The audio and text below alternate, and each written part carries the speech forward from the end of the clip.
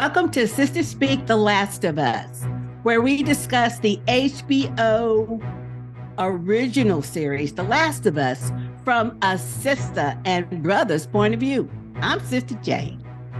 I'm Sister A. I'm Jozef from Las Vegas.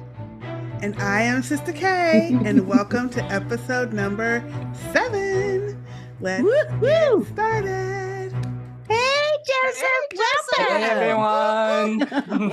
Hey. We have, as y'all can see, we have a wonderful guest with us today. Jozef from Las Vegas. Taking a break from the visiting world. I'm taking a break. Yes. Yeah, yes. You the Harry Potter whiz. Nintendo whiz. I mean, everything whiz. Jozef, if y'all are new to the podcast, Jozef is an OG.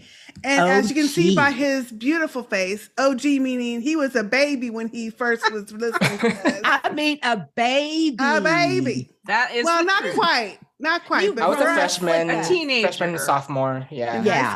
In high school. Yeah. And we were just shocked that he was listening to us. We're like, oh, shit. We cussing, talking about shit. I mean, I hear it a lot in school, so yeah. Well, see, we know that now, but at the time, so yeah, you're one of the originals. Indeed. So before we get into this amazing show, let's talk about what we are lipping, sipping, and swagging with today. Okay, I'll start. Let's see. For my hydration, I have my authentic Yeti Speak Pink mug. And in it, I have some ice cold Bigelow minty black tea, iced tea. Okay. This is so good. It's my favorite. I need to try that. It's really good. If you like mint tea, it's really, really good. And you brew it over ice. It's fantastic. Okay, for my bling, as y'all can see, I'm blinged out today. Yes. I have our authentic one OG first reunion, Chicago reunion t-shirt on.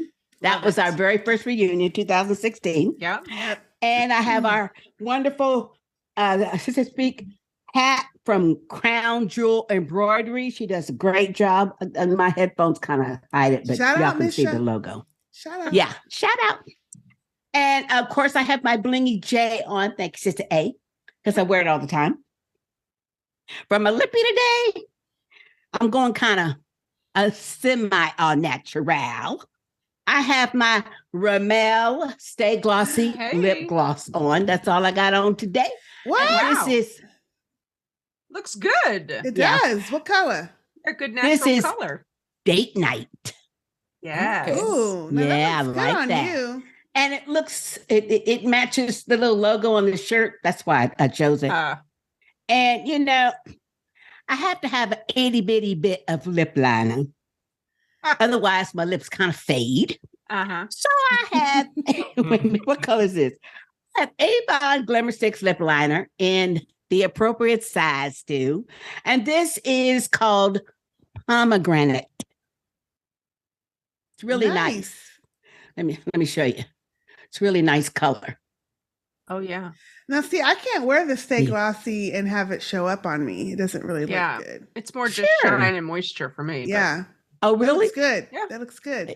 It's the color on me, so because my lips are kind of pale. So that's it for me.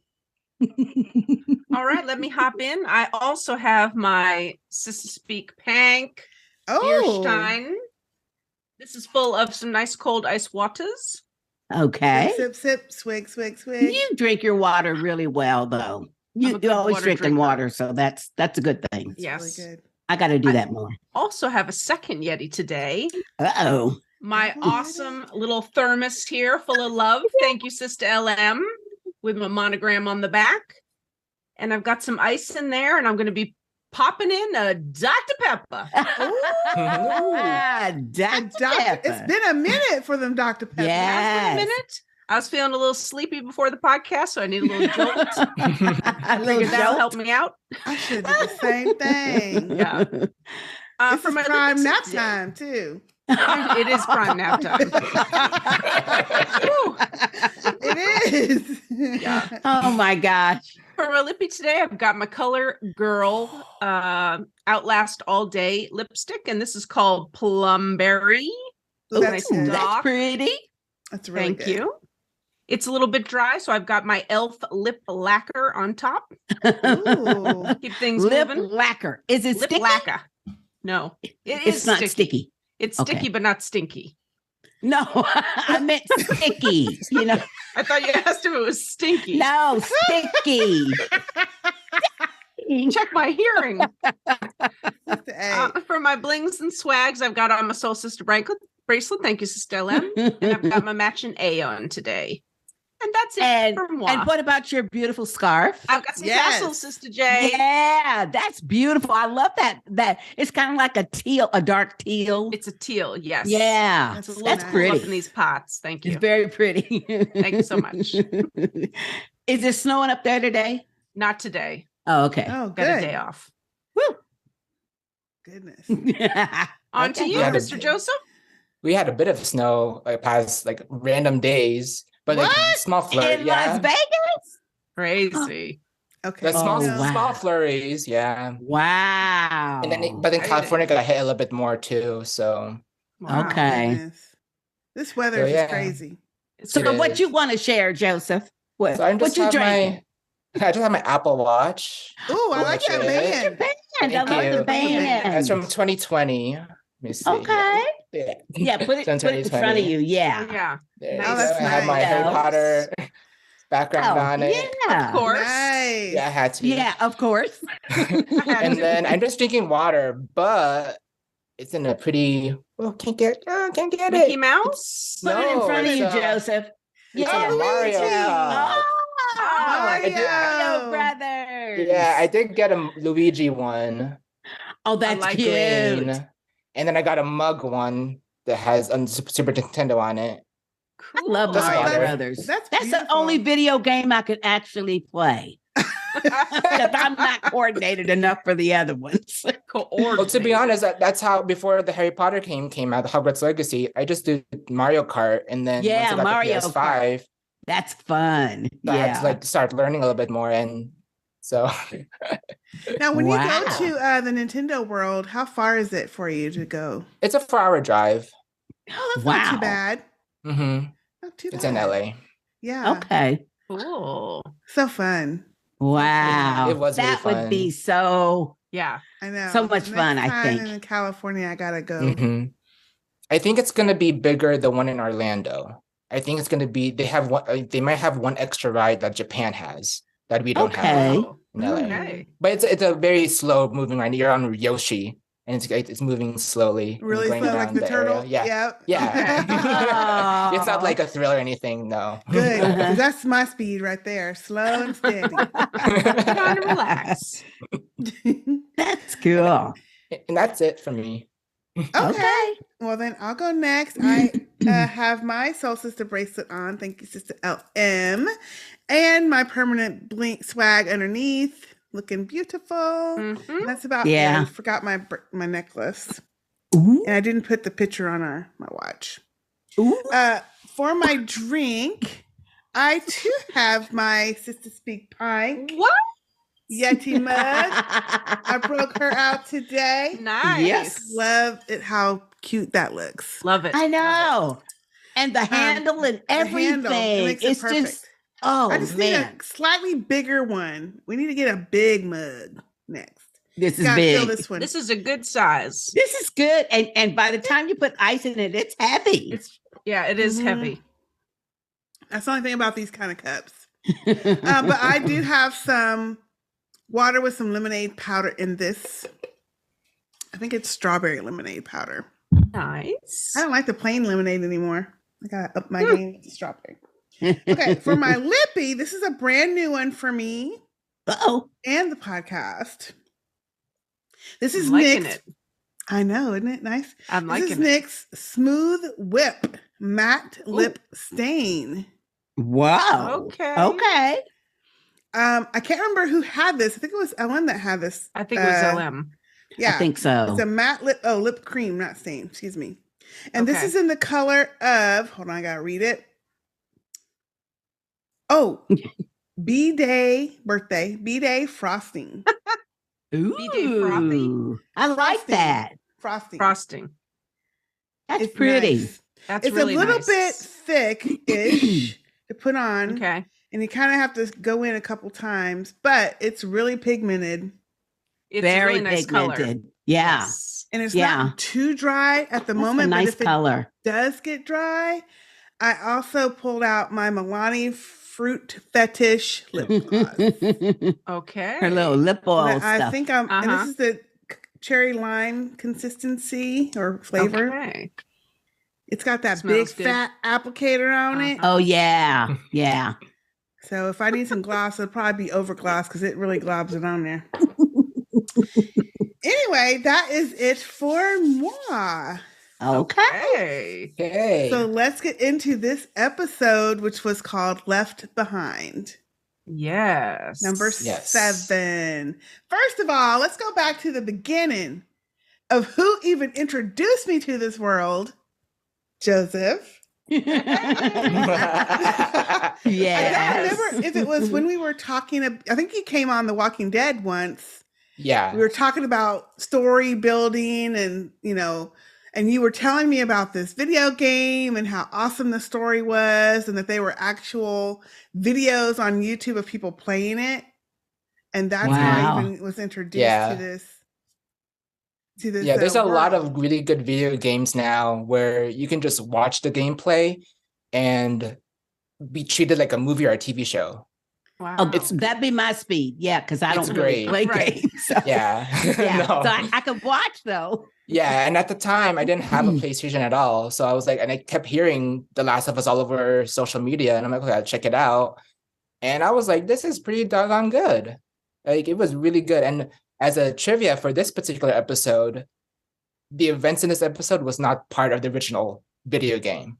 Oh. So what happened was, because of the popularity, I just checked online. The game first came out of June of 2013. Okay. In February, they released what's called in the video game world a DLC. So this was an added-on level that gamers had to pay extra. Got it. Okay.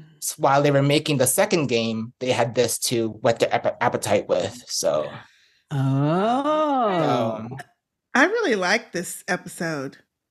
It was different. I did too, but I liked it. It was first of all, it was beautiful. I know your facial expression. We already know. I was bored. What? I was bored. It was just because it was such a different pace than the other shows. I mean, that's just my feeling. I'm not saying it wasn't a good episode, but I was just bored. Like, okay. Yeah, but we've had more low-key episodes through the season. Yeah. Sort of one heavy one and then kind of tone it down a bit. Right. But for me, it was a good backstory for Ellie. Yeah.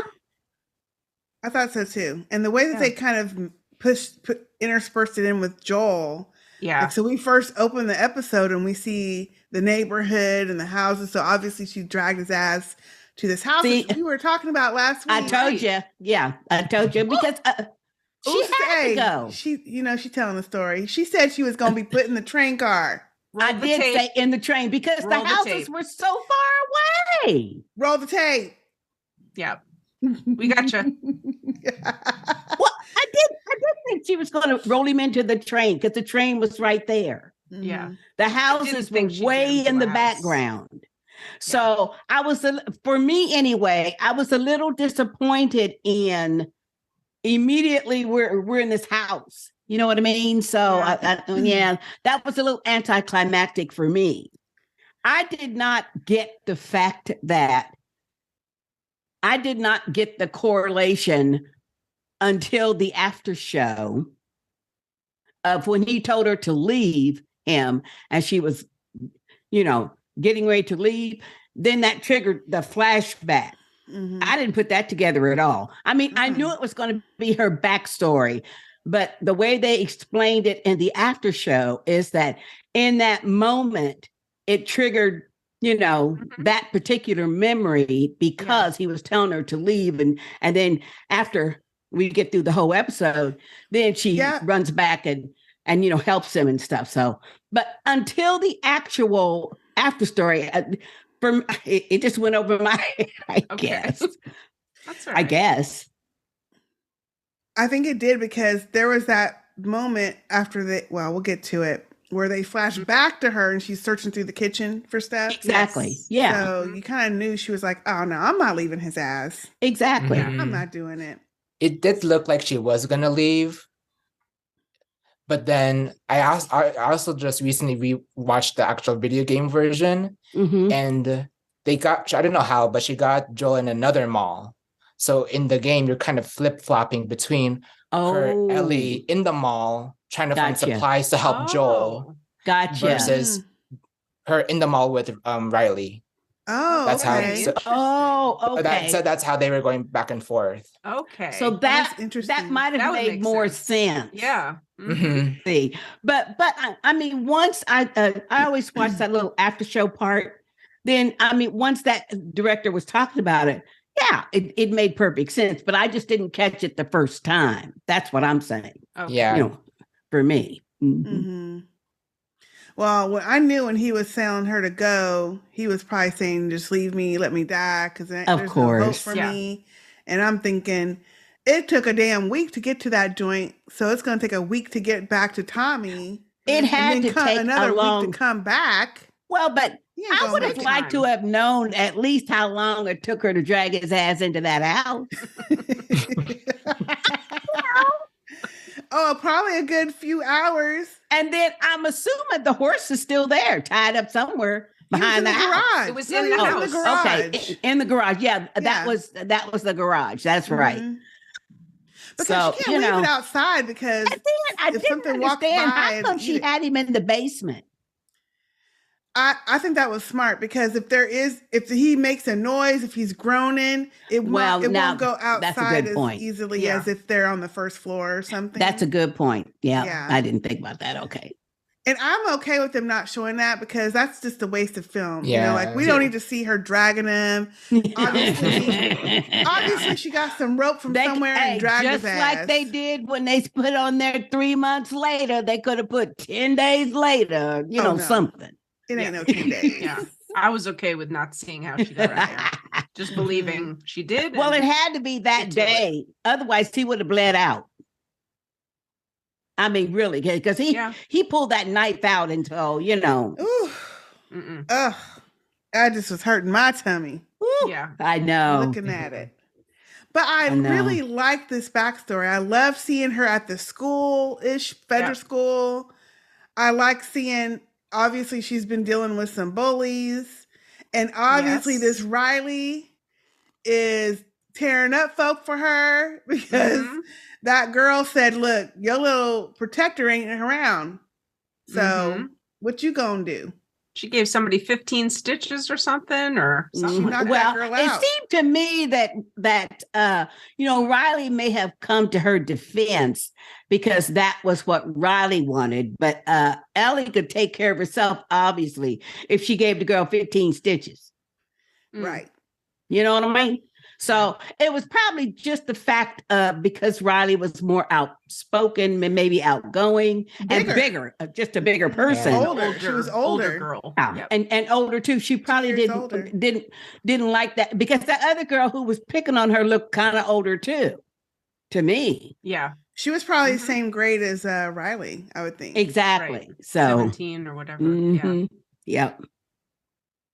But I liked how they did that too. As soon as that girl said something, she jumped. We switched over to, she's got this big ass black eye. And she's in the principal's office. That was good. That was really good. But I thought it was interesting because so this scene really, I mean, y'all have all been talking about how annoying she is. But this scene really shows that she is not the one to take orders, follow rules. She's like, well, just throw me in the brig or throw me in the thing. She's like, I done did that 3 times already. The hole. Yeah. He's done that multiple times. He's taken away her stuff. She's been on like cleaning detail and nothing is working. She's still getting in trouble. Mm-hmm. Mm-hmm. There's a lot of kids like that, though. Mm-hmm. Mm-hmm. I feel like it's because she didn't have any family, any parents. Could be. Her, but we don't know. Mm-hmm. But he tells her, and I was trying to figure out what the keys meant. Joseph, do you know what the keys? No idea. He said you could either. I think he used it as a metaphor. I think because either going to the hole or taking the keys and becoming an officer and being what they are, having a good status in the ranking. Seeing people do their crap versus you ordering them and not doing shit, you know. So like he was telling her the keys represented like, okay, so you can grow up, learn how to drive, be driving around on patrol like the officers do, or you can, go in the hole or be nothing or whatever. You'll get the shit. And be a leader or a follower. And that didn't gel for me until the conversation she had with Riley in her room when Riley said, "Oh yeah, they're gonna put her on sanitation." And see, that reminded me of back when I was in school and I was a straight A student. But these assessment tests back in the 60s said she got triggered. I should be a maid. Yeah. Oh shit. What? Oh yeah. Oh yeah. That's what they told Black children back then. Oh, that's you could be a clerk typist, but you can't be the main secretary. I was a corporate secretary for a number of years before I went to law school. So, that kind of thing. So that triggered that for me because I thought, I bet they did tell her, oh yeah, you're gonna be in the sewer division. Yeah. Because that's what they do. So I thought that was a great scene because based on what he was telling Ellie, the smarter ones, because he said, "You're so smart, you're stupid," would get the officer path, pathway, and the ones that weren't as intelligent or that was getting in trouble all the time or running off would be getting the other detail. Do you think that was the reason why they might have put her on sewer detail? I did not interpret that conversation like that at all. I interpreted him telling her or using those words. And that's because with government type facilities like this and the way that we have been led to believe that this Fedra and the Fireflies operate, he's not going to tell her this, but they want somebody who's not going to take orders, who's going to be rough and tough and not be bullied around. They want that type of person to be an officer, but he's not going to sit there and tell her that in her face. Oh yeah, I'm really proud of you because you duked that girl out. You see what I'm saying? Yeah. So they use this. Well, really, that's the way I took his conversation to her because she's always in trouble. She's always bucking their authority. They've used all kind of discipline things, and she continues to do it. Oh, they like that. They like that kind of stuff. But, militaries have rules and stuff, so they have to keep punishing you or appear to punish you and stuff when you don't follow the rules. But they love that kind of person. That's who makes an officer because they know that you won't be intimidated by the people that you're trying to boss around. Yeah, that could be. Yeah. That's the way I took it anyway. It's good. Yeah. So she ends up going back to her room, lights out. I was thinking, oh shit, who coming up in the window? And I know. I know it couldn't be a creature because they would have just banked. They I figured it was a friend of hers or something, but I didn't know it was going to be, the Riley character. I'm like, why the hell you gotta put your hands on my face? Scared me half to fucking death or something. Like she said. But like she said, Riley said, oh, well, it was a joke. I guess you didn't take it that way or whatever, But she was just joking with her. So in the game, Riley pretends she's biting her. See? Yeah, see, because funny, that's not funny. Yeah, there you go. See, but with teenagers and friends like that, you would do stupid shit like that. I guess so.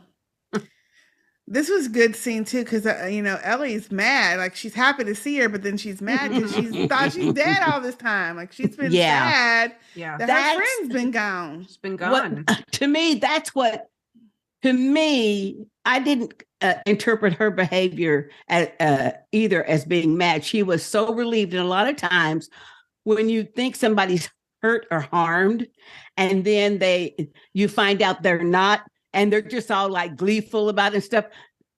Your reaction, because you're so relieved, is you get mad at that person. And that's the way I interpreted that. She wasn't mad at her. She was just so relieved because she didn't think she was dead. Oh no, she was mad. But I feel like it was because she was happy that she was safe, but mad because she hadn't told her nothing. It's been what, 2 weeks, she said? 3 weeks. Yeah. That's a long ass time. Like you could have left me a note, something. I guess she didn't want her telling the others where she went. Busy. This is probably her first time able to get out and about because she was with the Fireflies. Well, based upon her conversation later, though, she was busy because the Fireflies found her. The Fireflies. That's what she tells her. She met Marlene. Marlene and saw her. She was in with them. And said, "Oh, we need somebody like you." Now I'm like, really? Is Marlene going to be recruiting kids off the streets like this?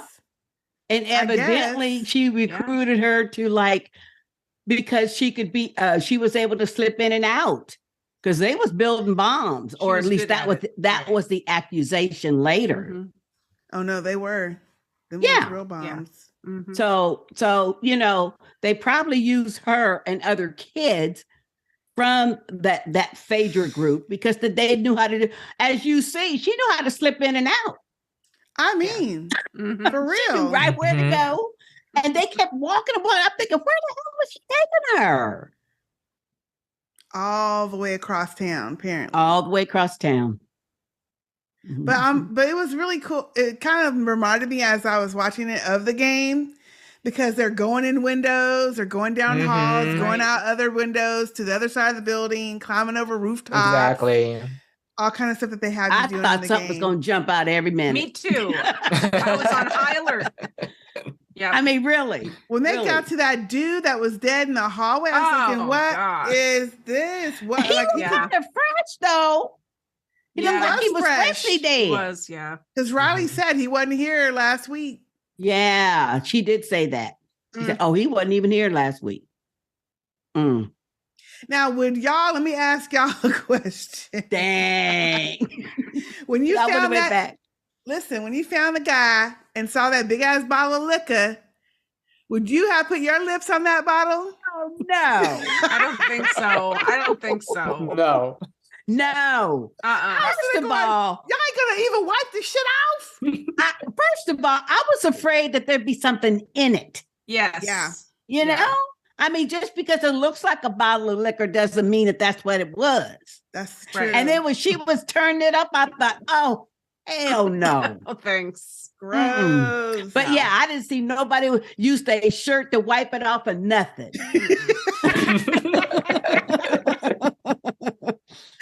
I was like, who is doing this, kids? No. Kids. Yeah.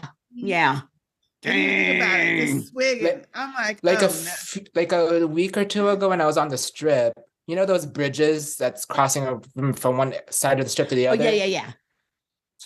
So I guess the dad was talking to one of the showgirl taking pictures, right? And he had his little son, but he wasn't paying attention to girls. He was licking the handrail of the bridge. No. Why? And the dad wasn't looking at him. And I was like, this kid? How old? He looked at least 5 or 6. Oh my God. I was like,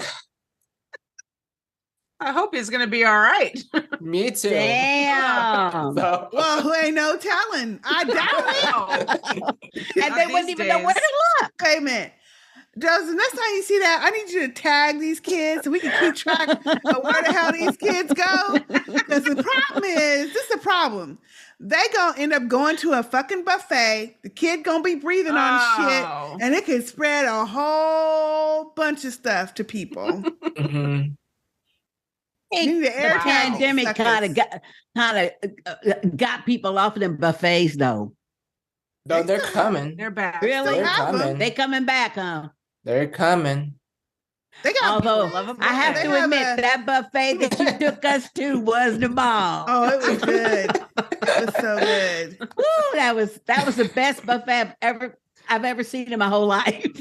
It just was so much food. It was huge. Great. Mm-hmm. It was huge. Was that at the Caesars? Yeah, Caesars. Yeah, that was great. That was so fun. That trip. That was fun. We had a lot of fun. We got to do that really again fun. in Vegas. We do. We really do. And we could caravan to LA to the Mario Park. Nintendo. Wouldn't it be fun? That sounds fun. That'd be fun. Yeah. Okay. We'd have to go for a good old 5 days to do that. Oh yeah. Mm-hmm. Okay. Oh yeah. 6 days. Yeah. I love Vegas though. I love that. Yeah. That was really that was the funnest place. We don't go in August. Oh, please. Yeah. Oh, no. No more summertime. No. Or June or whatever month it was. That was August, wasn't it? It was it August? August into September, I think. Was it August? Ooh, it was hot. It was. Oh, it was hot. Hot at night. I like the heat, but it was hot. At night. It was hot. Mm-hmm. Really hot. That was so fun. Anyway, yeah. I was freaked out from watching them. Look at that dude swigging on that bottle. Ugh. Well, and I kept thinking, you know what, Ellie? Why come you got to get so close to this dude? Because I thought maybe them little tendril things was going to come out or something and like touch her, you know? Yeah. She was all up in his face. Mm-mm. Well, I guess because maybe they felt safe because it looked obviously like he died from natural the pills and pills and he didn't have like no OD'd. mushroom. Yeah, that's stuff. True. That's true. And stuff. But if he was fresh, you wouldn't have that yet. I don't think. True. Yeah, you maybe just don't he know. probably would have those little veins though. Mm. Those seem to come up quick. Well, probably the longer he sat there, the things was going to find him because there was a live little clicker. Yeah, but he was dead. In. He wasn't bit. He was dead from just. That's dead, true. He was all the way dead. So I don't think those things could have lived in him. Mm-hmm. Yeah. Yeah. So anyway, they head on over to the mall. This was cool. It was so cool. It was cool. Did you ever think, like, when you were younger, did you ever like imagine it would be so fun to get left at the mall overnight at night? Yeah, and that would be the best. Play with everything and go to all the places, taking pictures. No. Yes. Oh, I did. Yeah.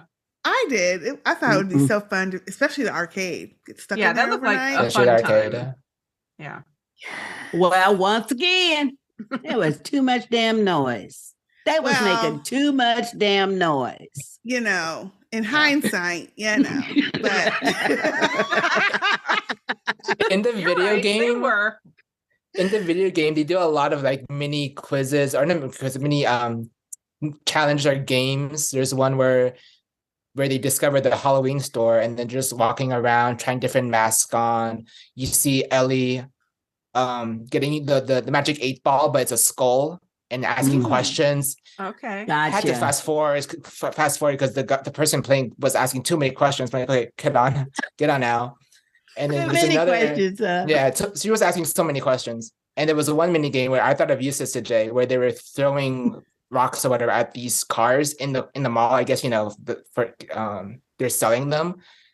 Ellie wins. She talks so damn loud. I'm like, girl, shut up.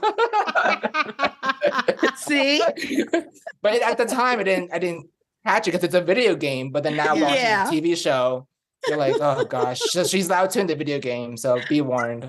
Now, come on. They both was talking all out normal voices the whole time. Yeah. That's true. That's true. When she first had Ellie coming out of the bedroom and they had to climb down that fire escape. Uh-huh. And Riley jumped down and it made all that clanging noise. I was like, damn, girl, you couldn't have been quiet. Because I kept thinking if it wasn't one of those clickers or something, it would have been the Fedra.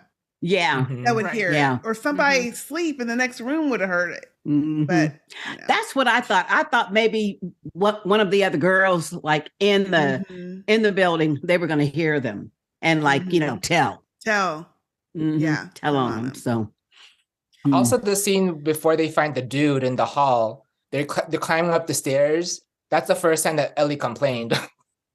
Versus about the stairs. Versus when she was with Olivia.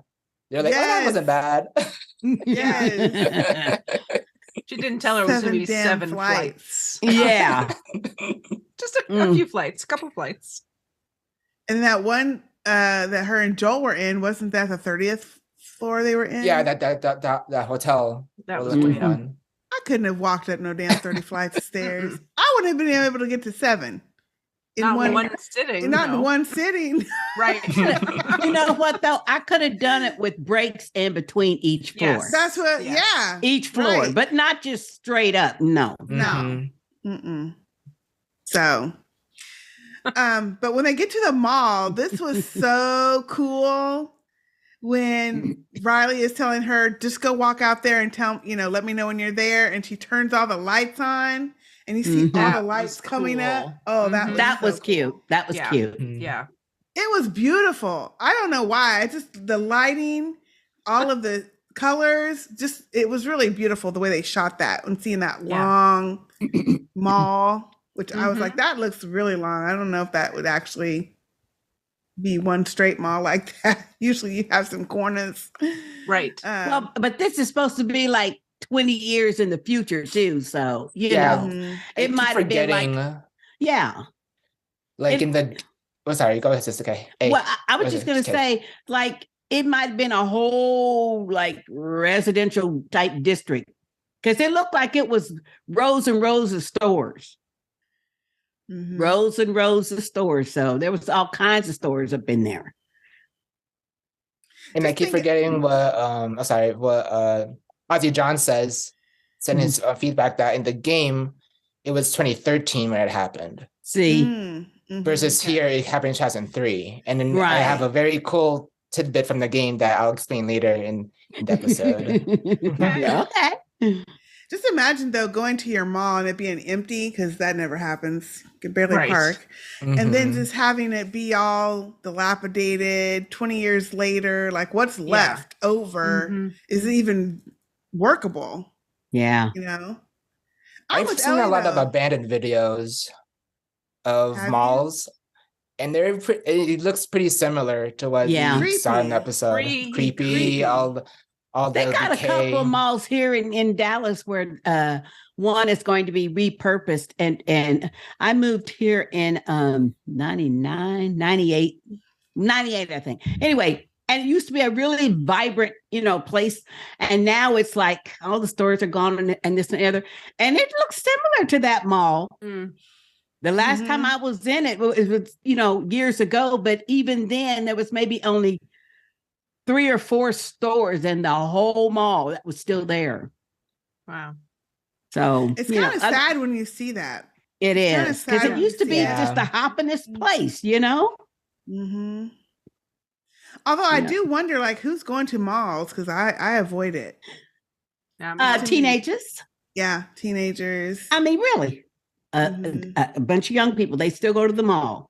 Yeah. And a lot of people still shop.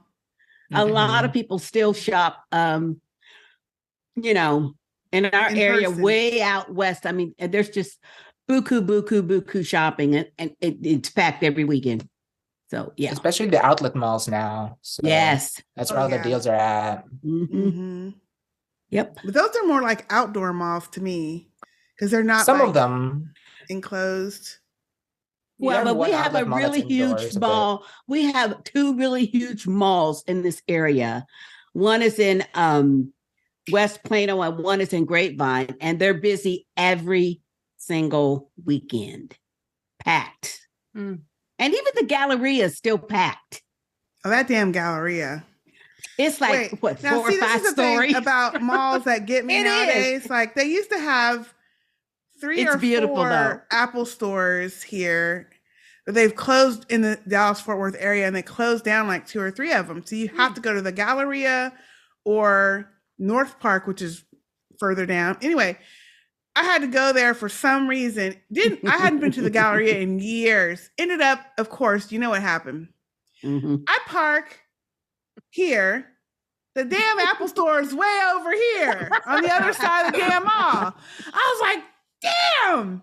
It's a big place. But it's oh my gosh. I was walking for fucking days to get to that damn Apple store. I was like, you know what? I should have just left this damn mall, went back in the car and drove around to the other side. It would have been faster. Yeah.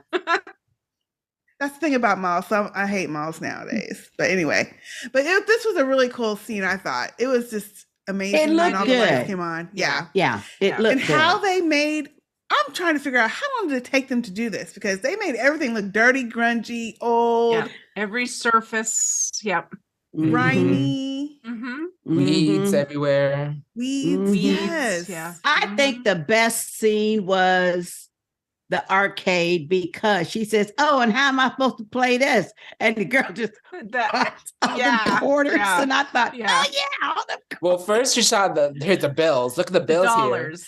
Here. Yeah, and then I don't need those. I need the coins, and then here we go. I know that was so cool. Really, that was good. I laughed on that one. I thought, that's good. Useless money. Yep, useless money. What you gonna do with it? Although that $5 bill came in handy when they got to the photo booth. True. They were able to take the picture. But I love the detail because when they got the photo out, of course, most of them were all faded out because it's old. Well, I was sitting there thinking in the first place, well, how is that thing still going to be working? Yeah. It's been turned off. So it's basically preserved. It ain't been running. Except the ink. Yeah. Except for the ink. The ink. Yeah. And I think that's why things were still working because it's basically been off. True. Because she said it took her, I forget how long she said it took her, but it took her a while to get everything wired back up. That's what she didn't wire it. She said Fedra wired it back up. Right. Like a few weeks before. So in that photo booth in the game, since it takes place 2013, right after they took the photos, it says log on to Facebook. And they're like, what's a Facebook? And then next thing you know, so obviously they don't know. And they're like, oh, what's username and password? Just write it in or whatever. And then of course it doesn't really work. So yeah, because there's no internet. That's something. So very little stuff, details like that. I was like, whenever you watch them, I'm like, oh, that's funny. I didn't it's like clever think about that. So that's why the difference between 2003 and 2013 is kind of a little bit, but it still works. Yeah. It still works. It still works. Isn't that amazing? Okay, how long have we been on the internet? Oh shoot, wasn't that like the 90s? 90s, maybe? I mean, for people like later 90s, regular people, and not like the government commercial, yeah, like AOL. 90s. The AOL discs. Yes. Yeah, I guess the 90s. I remember that though. Remember the instant messenger and you used to talk to people on instant messenger all the time? You're like, how are we talking to people all the way across the world? Oh my gosh. That really wasn't that long ago. That's what I'm trying to say. See, it really wasn't. And now people are born like Jozef today who never have known anything different than that. Yeah. We didn't know the before when we didn't even have internet. We didn't still remember dial-up noises, so that's still internet though. That's it is. Yeah. See, I remember when we had one black phone in the house and nobody touched the phone but your dad. He's the only one who answered the phone. Yep. I remember the old phones, the rotary dials. And then you had a long ass cord so you could stretch like a 40 feet cord. Yeah, because you could stretch it. Yeah. And my brother went down the hall with it. You practically get like limbo walking down the hall. Decapitated.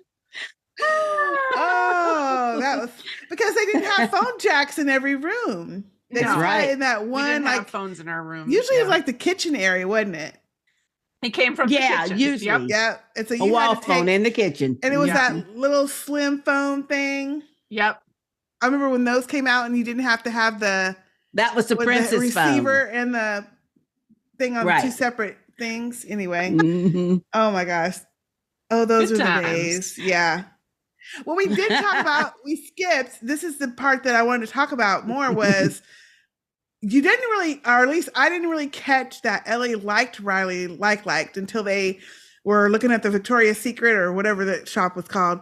Oh, yeah. And then she's and Riley's like, okay, let's go. And Ellie's like trying to fix her hair. Yeah. Yeah. I thought that was so cute. That was cute. That was so cute. Mm-hmm. I think I got an inkling a little earlier than that, but me too. Yeah, there was too. Just the way she would look at her, or just her excitement. And she was, I think she was fixing her or looking at her appearance and stuff because that was after the comment when Riley said, "Oh, I could just imagine you in that," and it was like a Victoria's Secret G-string thong, comfortable. Yeah. Right. So I think, and then she went on laughing and walked on off. And then that's when Ellie was, looking at her appearance and stuff. Yeah. So, but yeah, I kind of got that when Riley was, had come through the window in her room, just by the way she was looking at her and interacting with her. Yeah.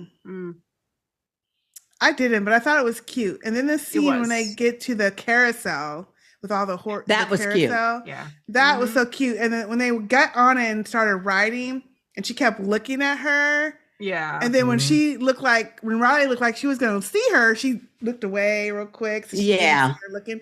But then as they showed the camera, that inside was basically like a mirror. So Riley was probably seeing her looking at her the whole time. She wasn't so slick. She wasn't slick. Well, I was waiting for the horses to go up and down. Yeah, it wasn't. Yeah. But it wasn't. It was a stationary carousel. Yeah. So I thought, okay. That was a very cute scene. But I kept thinking that fucking music is too damn loud. Yeah. And that's what I thought was the music on that carousel. No, but it was all that yelling and hooping, playing them video games, though. That's what woke up that clicker. Well, wait. And they were having fun, though. But this is the thing about that scene, though, when they get to the arcade, and I was just like, oh, just like Ellie was. But do you think that clicker heard them because he had roots that was going that far over? Or did he just hear them with his normal? He heard the noise. Okay. Yeah. He heard because close. they were hooping and hollering just like kids would do when they're winning at a video game. See, and they were loud. And plus the lights and all that stuff too. And when you're playing, or at least in the arcades that I've been in, when you're playing those games and stuff, they rumble or they vibrate. Mm-hmm. Like when you're shooting stuff and this, that, and the other. So that has to go through the floor too. Yeah. The mashing of the buttons, Yeah. And a lot of them have sound effects and stuff, which causes it to vibrate. Vibrations travel. Stuff that goes, Exactly. Yeah. Mm-hmm. So I think all those things combined woke up that ticker. But it was a good scene, like, they're inside the arcade and then all of a sudden the camera goes out and down. Yeah. Like, oh, what's going to be there? I know. Oh, shit. And it looked like it was in a toy shop or something. I couldn't tell what kind of store it was. Yeah. I think it was in that same Halloween store. Was it? That they ended up going. I think so. Okay. Like in the back or whatever, maybe like in the supply inventory. Terrifying. I was like, no. Again, yeah, you knew the thing was going to be coming out. Introduce us to someone that we like and then rip them away again. This is what I thought. I mean, later, once it finally gets there, I'm thinking, now I do understand that they're young girls and they're having fun and they're talking and playing and stuff. But that clicker was awful stealth, it seemed to me. Are they loud? Stealthy? Yeah. No, I think they had the music going first. They had the music going and they were dancing around and stuff. So yeah, that's true. Drinking. I don't think he was that stealth. Yeah, they were drinking too. Because that was probably 100 proof. Probably, I mean, really. And for teenagers too. Really, and they had several swigs. And I mean, my lights would have been out on that stuff. So I saw some games. I was like, "Ooh, Galaga!" They had Galaga. Yes, Galaga. They did have the old-timey games. Yes, I was looking for Miss Pac-Man. Frogger, I saw. Yeah, I saw Frogger. Yep. Only thing they didn't have that I didn't see was Donkey Kong. Okay. Miss Pac-Man. I didn't old see. one and Miss Pac-Man. Yeah. Yep. There's some old games. Next time we all get together, we need to go to an arcade. Yes, we do. And Busters. Yep. I'm going to find one up here in Boston when you come. Yes. Yeah. That'll be awesome. They have some adult arcades. Have you seen I don't know if they have any up there in Vegas, but they have some adult arcades that have bars. So you can get cocktails and like bar food and then play games. And they even have, I think, like Nintendo's. Yeah, Dave and Buster's. Yeah, we have that. We have that here. I don't like Dave and Buster's though. Oh, really? I don't I've never been to one. Well, the one here, it's all modern. It's all modern arcades. Yeah, that's the thing. Okay. The ones here though their food isn't very good, and they have problems. But there's like an actual bar here that has arcade games, and they also have PlayStations and Nintendos and stuff that you can take to your table, I guess. I haven't been to one yet. I need to go to one to see how and they have bar places like they're like Renaissance Festival, only they're bars. And so the games like the pinball machines and stuff is like medieval stuff. Yeah. Over in Arlington. Oh, I hadn't seen that. Yeah. So, research. There's different kinds of adult game playing places. I just had a thought. I just remembered seeing, sorry, this is way off topic, but this would be so fun for our next, like, if we ever get another Sister Speak get together. Yeah. I did not know they had this, but apparently there are places. I think this was in North Carolina or Atlanta somewhere. They had what was I going to say? Go ahead. They have a Ninja Warrior game park where you can pay, and they have a bunch of different lanes, and they have the Ninja Warrior like setup where you have to leap from the little pond things and go across these different that's cool obstacle course things.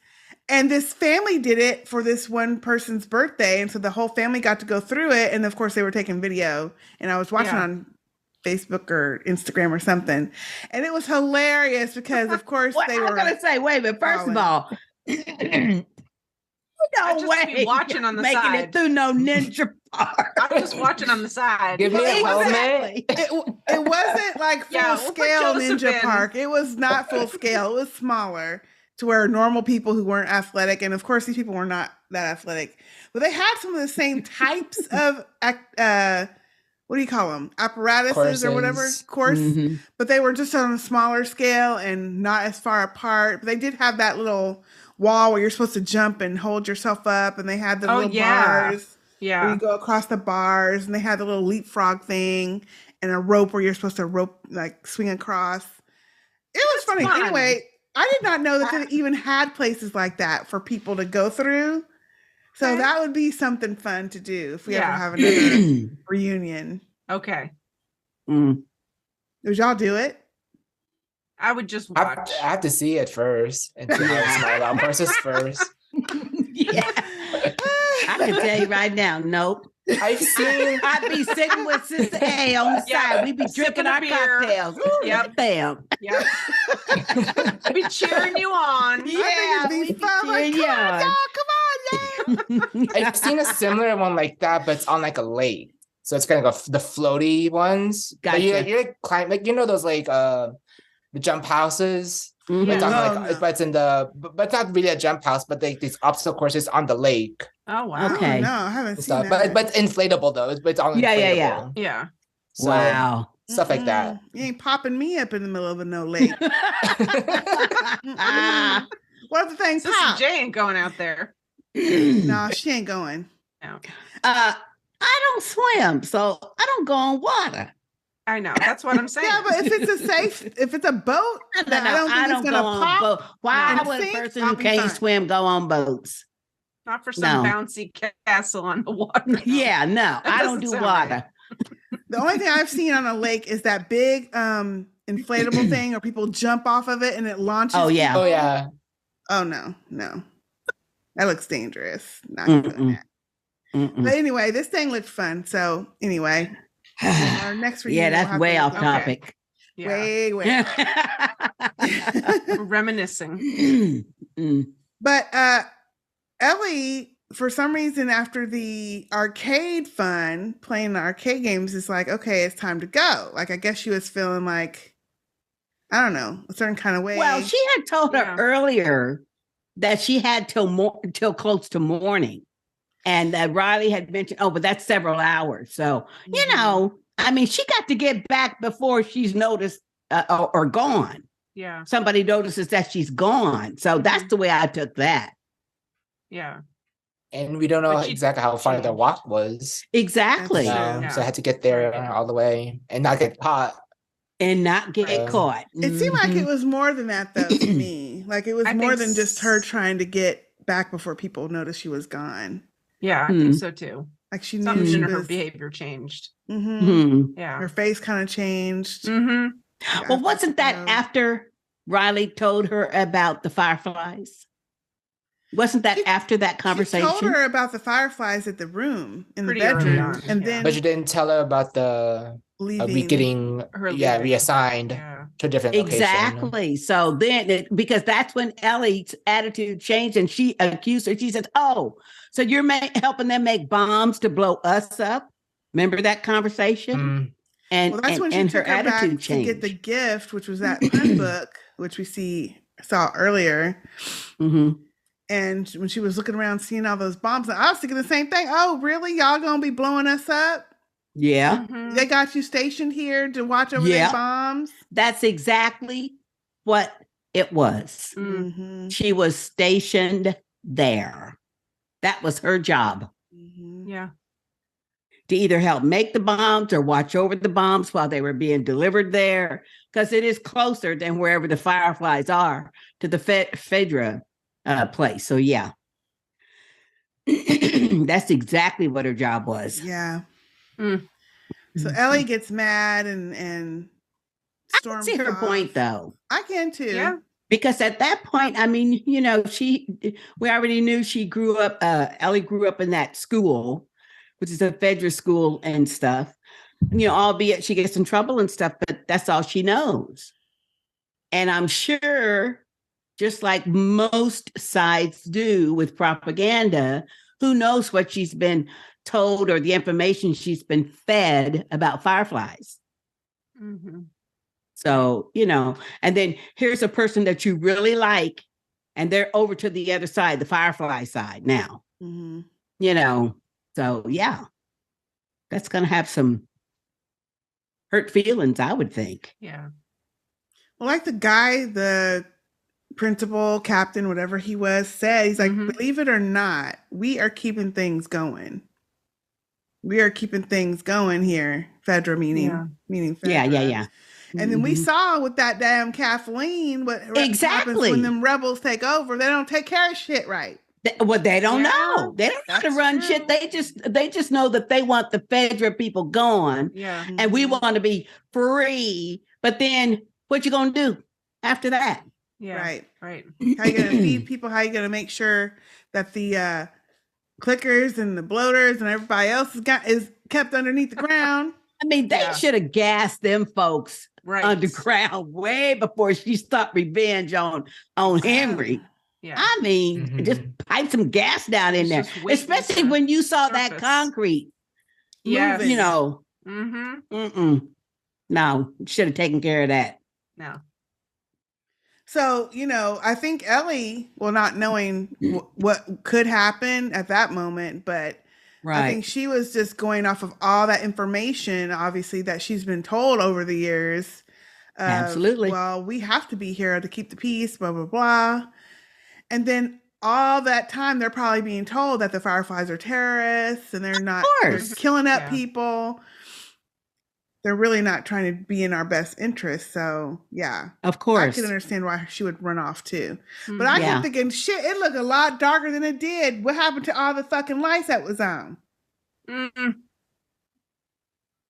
don't know. It just looked a lot darker. Maybe the bulbs burned out. Yeah. And then when she decided to go back and heard that screaming, I was like, oh, hell, because we just saw that clicker before. That was awful. It was a damn game. It was a doggone little special effect Halloween store. Yeah. I was on edge. I know that was creepy. That was creepy. It was coming. I mean, creepy. She did it to like for a joke and stuff, but still, once again, that's too much damn noise. It was. Yeah. I was thinking, why would she turn that on? But again, they said I think 3 times in the episode, there's no nothing here. Mm-hmm. It's clean. It's not overrun. Because I'm sure when she scoped it out before, she didn't see nothing. Nothing came running out. Nothing came, because she's obviously been there for a while. Yeah. It only takes, as we see, it only takes one. Apparently. Yes. Mm-hmm. Yeah. So so then this, I think, is the scene where she tells her she's leaving. She's leaving, going to Atlanta. She asked Marlene if she could take Ellie with her, and Marlene said no. Mm-hmm. Mm-hmm. Yeah. In the game, when Riley told her that reason, there's a further detail where Marlene tells Riley that she wants Ellie to stay at the school. So that I don't know what that means. If she wants Ellie to stay at the Phaedra school? Yeah. Just remain there. So I don't know if they will explain that in this version. That small tidbit, because we still don't know how. I mean, aside from I guess Marlene knows Ellie because of Riley, but maybe she knows even more details. I think beyond she knows that her before that. Yeah, before she even got bit, maybe. Because remember, I see what you're saying. Remember in the episode where Marlene went and talked to Ellie when she was chained up? Yeah. And she said, I put you in that school. Yeah. She did say that. There's some connection there. Yeah. There's some connection. Yeah, she did tell her that. Or, she said, did she say, I put you there? Or she let it be known that Ellie was at the Phaedra school because meaning she and the Fireflies wanted her at that school. That's the way I took it. Like, maybe not so much we placed you there, but we know all about you. We know that you're there. That's where you're supposed to be. That's where we wanted you to be. Mm-hmm. So I don't know why. Now I'm trying to think though. So how did? Okay, we see how Ellie got bit or scratched or whatever. Bit. So how did Marlene find out about that though? Because she went to, remember when she said, we picked you up like 2 weeks ago. So when they had her chained up for like 2 weeks. I know. So she said, when we picked you up, they were all going to kill you, but I told them no. So obviously she went back and looped back around to get Riley to get ready to go to Atlanta, like Riley was talking about to Ellie. Okay. And probably when they went to go get her, they found Ellie. True, because it evidently, this one I'm thinking, evidently, maybe Riley was, of course, was too far gone, so they had to shoot her. Mm-hmm. And then knowing that Ellie was also bit or scratched or whatever, but she wasn't sick. Well, I feel like what probably happened is Riley probably had turned already. Yeah, that's what I'm saying. But Ellie didn't, and they probably and so Marlene probably was saying, "Oh, yeah, that makes sense. Mm-hmm. That makes sense." And then remember when they first get to wherever Tommy's at? I forgot the name. Yeah, that little town up in Wyoming. And Jackson. Jackson. Thank you. And Joel said to Tommy she's some Firefly high ups kid. Mm-hmm. When he was telling his lie about what they're doing there. And I'm wondering if that is why or how Marlene knew her. Maybe she was someone that Marlene had been fighting with or working with in the Fireflies. Oh, I get what you're saying. And she's like, oh, well, let me take their child and put her in this place because we can't raise no child. That could be a good add-on from the video game. That would be good. That's a good story, actually. That would make sense. Because I'm trying to put all these teeny pieces together. Yeah. Okay, so how did she know Ellie before? Yeah. And if you're like what you're saying, Joseph, about the game, if she says in the game, we want Ellie to stay at the school. Yeah, she didn't want to come to Atlanta. I was like, whoa, that's interesting.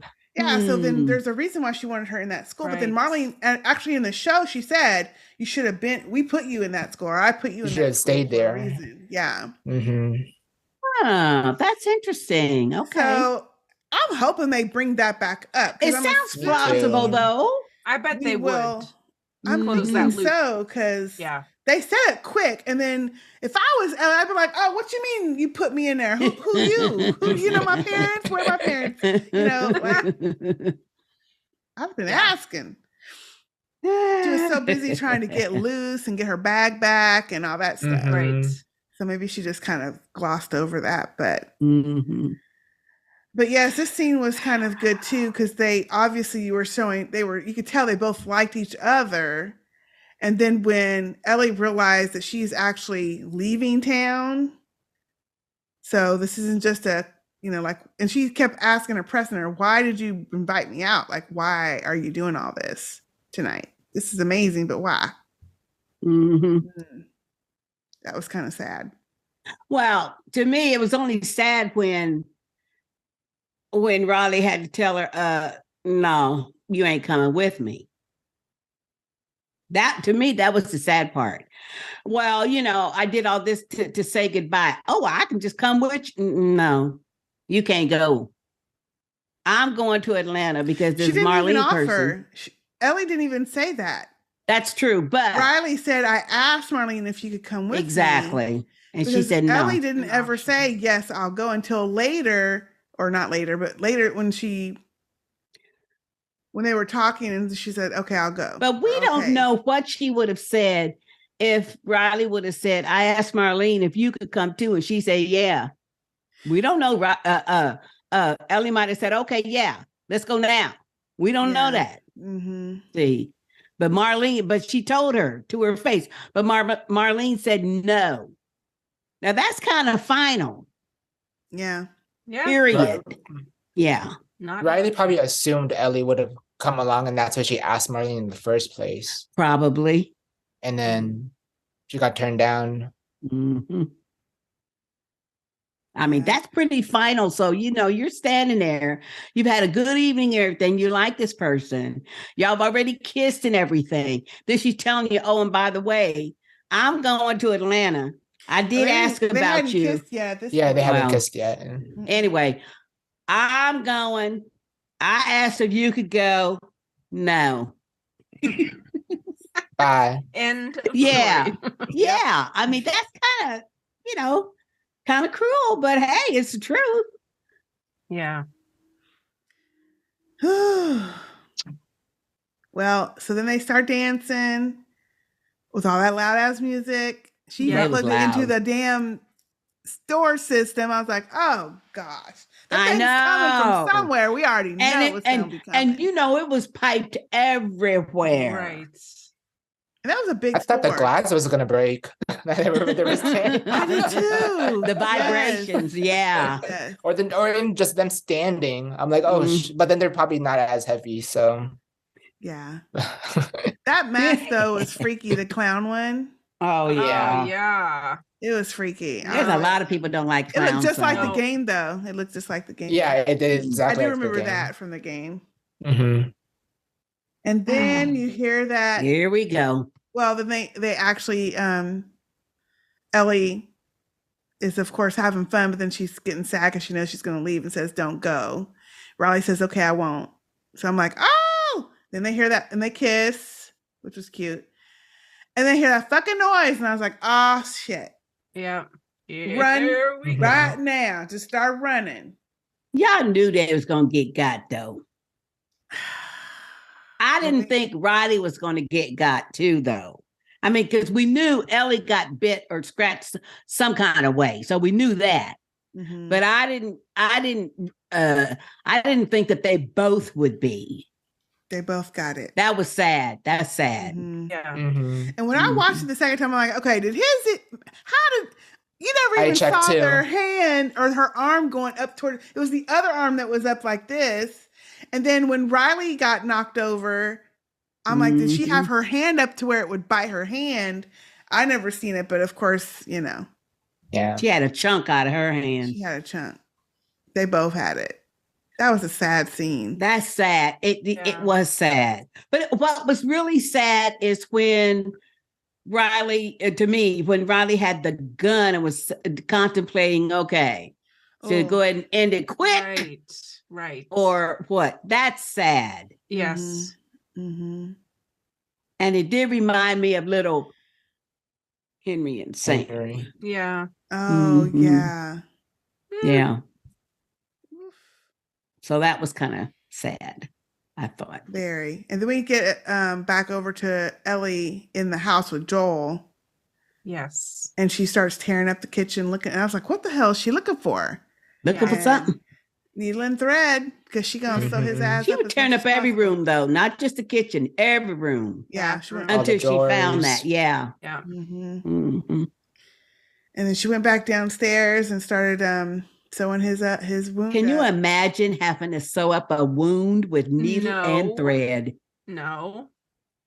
But I would do it, though, to save somebody's life. Yeah, I would do it. But he's got to have some internal injuries going on. That ain't going to help nothing. Yeah, it will help.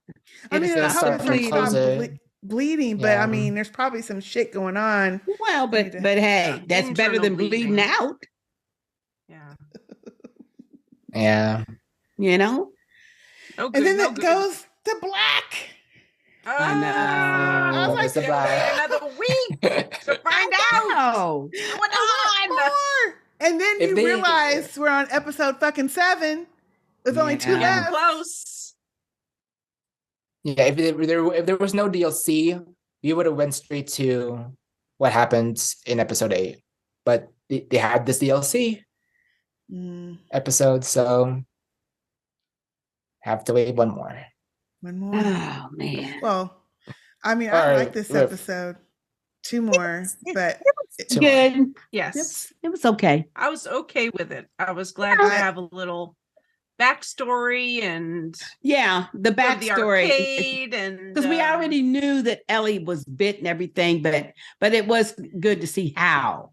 How. And I loved all of the real little girl, all of their kind of older teenager moments they had where they would do something and be laughing and giggling and just telling those jokes and stuff. I thought that all of that was cool to see them be friends, girls, young girls.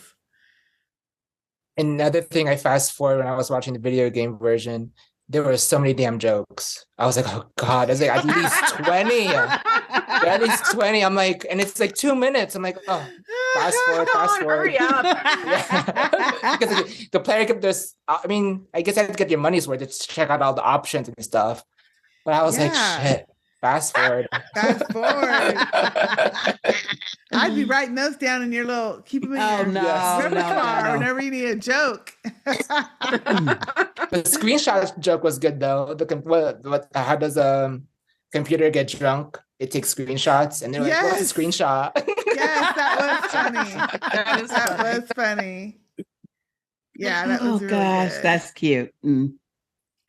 Okay, y'all, we are going to get into some feedback, and our very first one is from Shalita.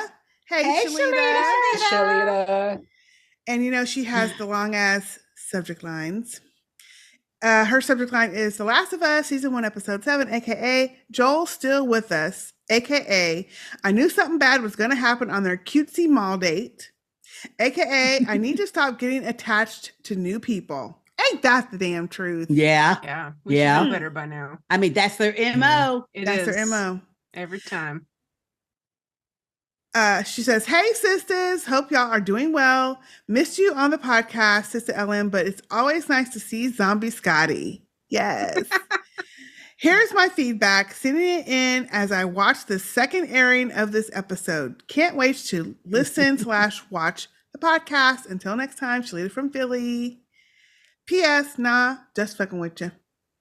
And she has a voicemail. Hey sisters, it's Shalita from Philly. I'm sending a voicemail this week because I was doing so good. I hadn't cried since episode 3, and then damn it, I didn't even cry when that sweet little boy died. But nope, her and Riley sitting there after they got bit. It's like, damn it, the tears started coming. And then we go right to Joel. It's like, oh, come on now. This damn show. So, as usual, good acting, good writing, all that stuff. I'm just mad, okay? I'm mad again because I'm like, every time they introduce somebody, every freaking time, you get attached, the person's going to die.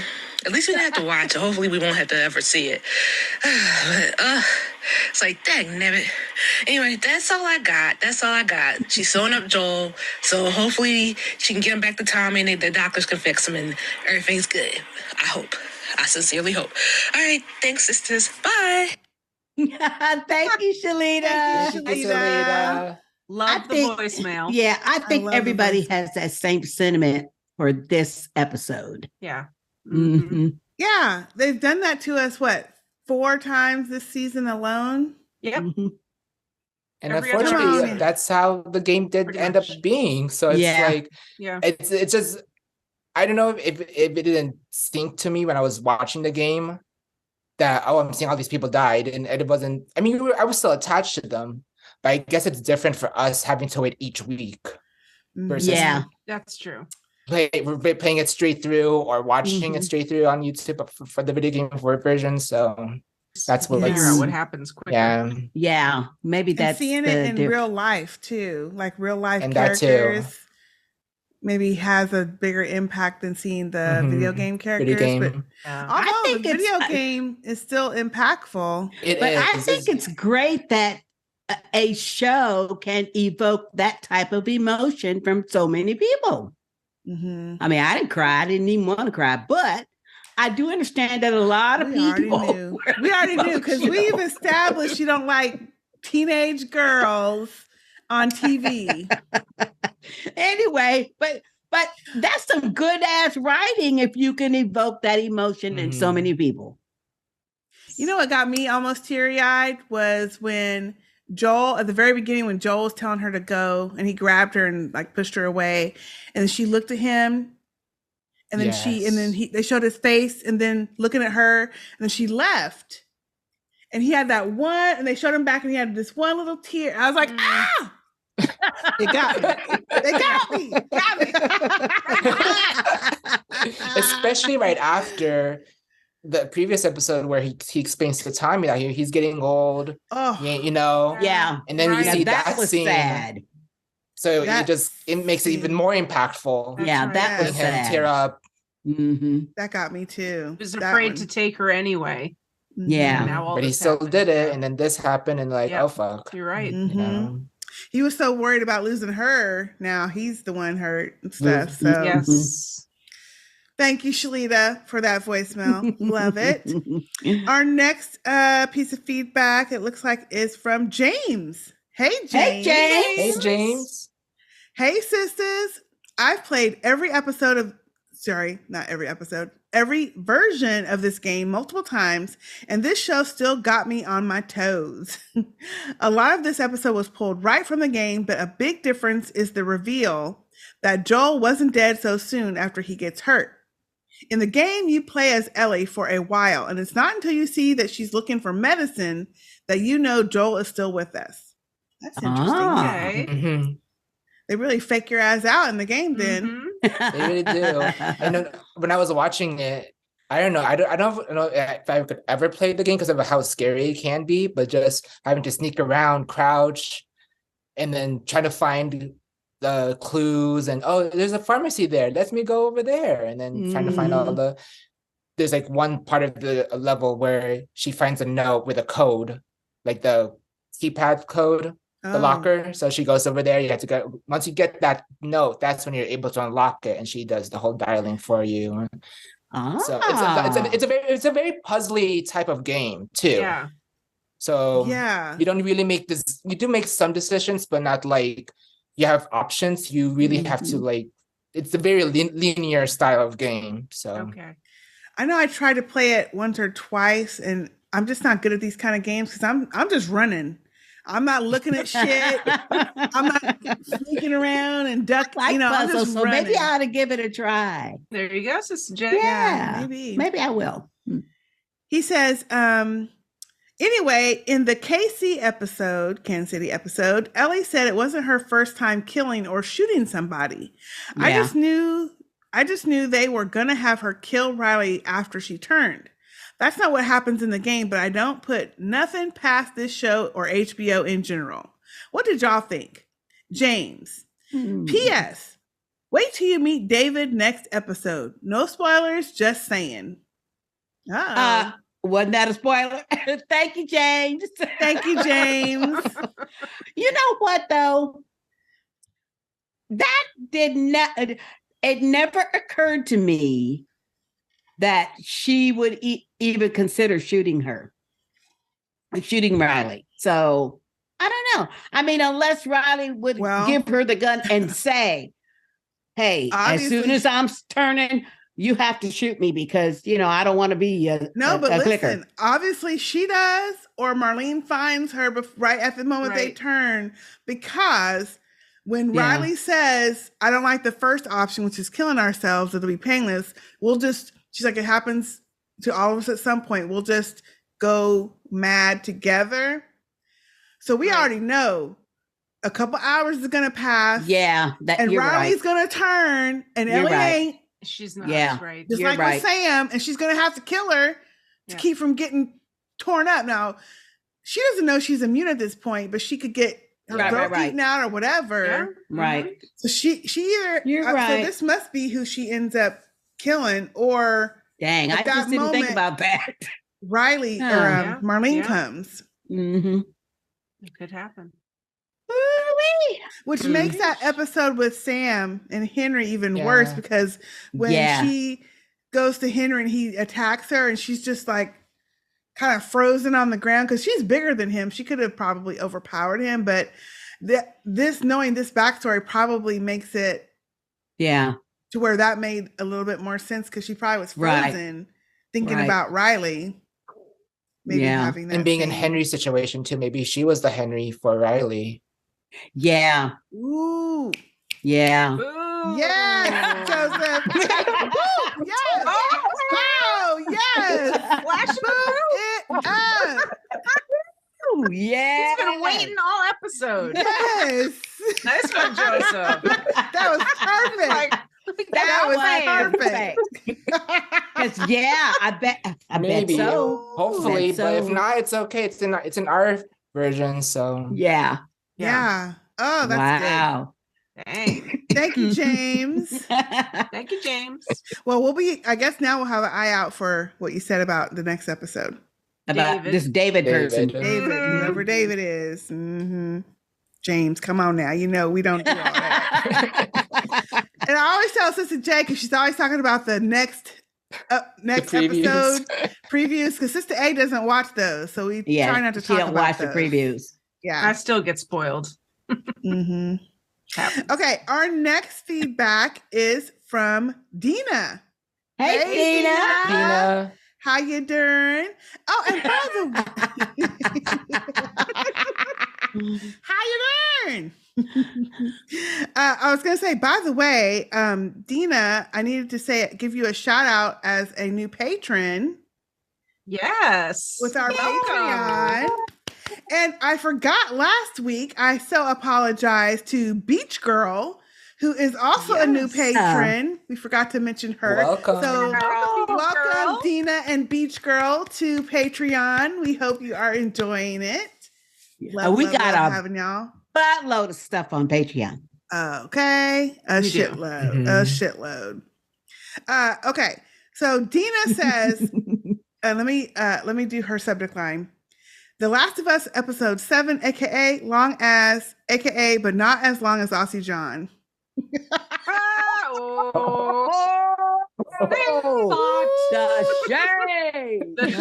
shade. Oh, Aussie John, you're gonna have to get her. You're gonna have to get her. Hey, sisters.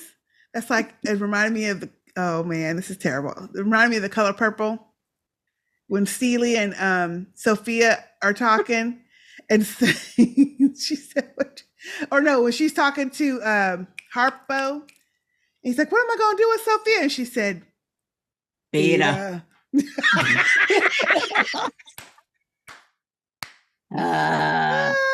Sorry, I'm not saying to beat her. Anyway, hey sisters, I'm out here in these streets trying to save Sister K's throat.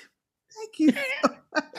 That's right. And wait, she spelled it correctly and in all caps. Okay. So I did another voicemail. You can hear me this time though. Love, Dina from the A. She's not hiding under her desk at work. She ain't hiding. Yeah. Hey sisters, it's Dina from the A, and I'm just calling in to leave my feedback. I can talk louder this time because I am working from home and not in the office today, so you don't have to listen to me whisper and sound like I'm creeping. I was just calling in about episode 7, Last of Us. It was a good episode. I'm very happy that they didn't leave us hanging on the Joel situation for too long, so we got to see what happened with Joel. I'm glad Ellie used her memories of what happened with her and Riley to help push her along and save Joel, or do her best to save Joel. So instead of just walking away when he told her to, that was very good. I love the relationship between Ellie and Riley. I think that they had a sweet little friendship, and they definitely were crushing on each other, and it was just adorable. And I like that they didn't like push it and make them just super adult and let them like kind of experience the shyness, and they were like, they didn't know what to do next, and they didn't know how to like move on. And I kind of like that a lot, because I get tired of them making these kids so adult and so grown, doing so much stuff that they don't really have the capability to really understand what they're doing. And I really like that they kind of just left it as this sweet interaction.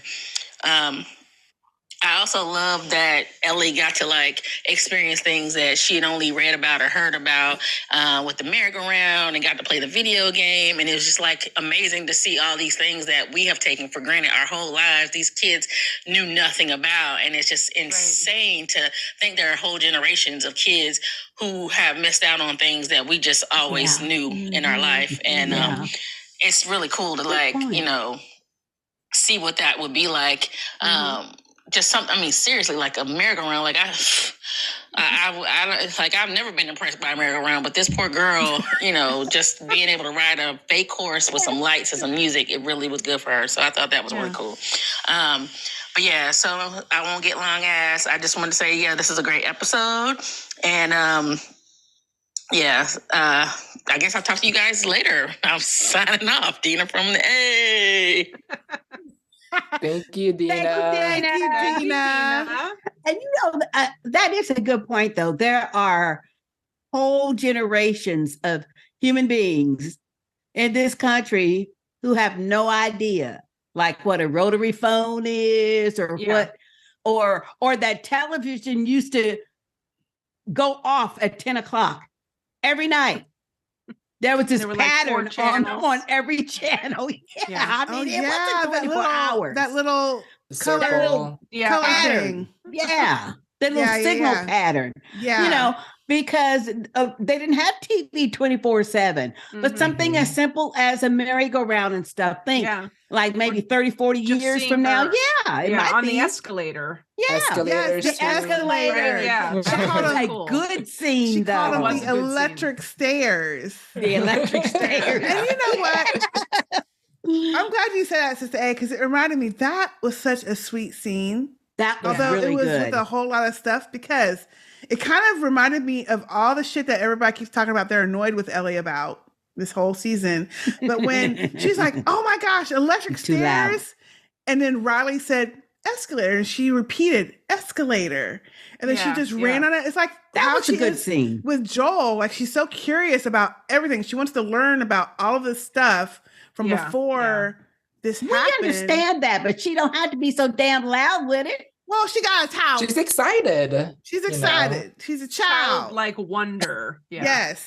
Yeah. And then her running up and down that escalator was so cute. That was cute. That was so cute. But I also agree with Dina in that their relationship, the way they depicted their relationship, was one of the most non-annoying things, because so often, she is correct, so often in these shows, they have these teenagers or really young people acting too adult, with their sexuality, it seems to me. But this was really very sweet and very slow, slow moving.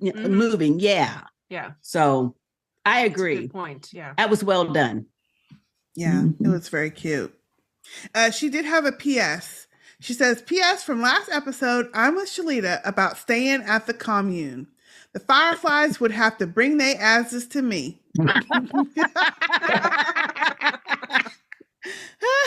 Well, yeah, okay. But wait a minute. According to what we saw with Joel and Tess, them Fireflies had it going on. They had clean ass clothes. They had meat. They had showers. Bread, movies, everything. Well, I don't know about the movies, that's but Jackson. They had, Jackson was the movies, but the Fireflies that Marlene was with, they had bread because Ellie had a bread sandwich. They had just meat. Yeah, chicken sandwich. True. Remember? Mm-hmm. Yeah, it was chicken, and they were like chicken. So they hadn't even their smugglers. They hadn't seen no chickens. Mm-hmm. Yeah, that's a good point. I mean, the Fireflies ain't nothing to sneeze at. They was organized. Now the other Kathleen in Kansas wasn't City, no Firefly. They was just rebels. Right. That's what I was just gonna say. Kathleen, that's the City difference. Was not Fireflies. Right. It was a woman with a grudge. Yeah. That was the wrong franchise. Wrong management. Yeah. They changed management. Yes. I hate them when that happens though. You love a place, and because of management, it just the food quality changes. Yes. There's one of our family, Sistahs Big family members that's visiting Dallas here this month. And he was asking for recommendations for restaurants and stuff. And, I had to tell him, there's certain restaurants where might be at like a national chain or even a state chain, but every location is not the same. It sure ain't. So you have to, it is a matter of location. You know what that reminded me of? When you said that, it made me think I ain't had no barbecue from Hudson's in a long time. That Hudson's barbecue was. Know what you guys are having for dinner? I just might do that. I have to run up the street. But yeah. It's so true, though. So true. Yeah. So true. All right. Our next feedback is from speak of the devil, Aussie John.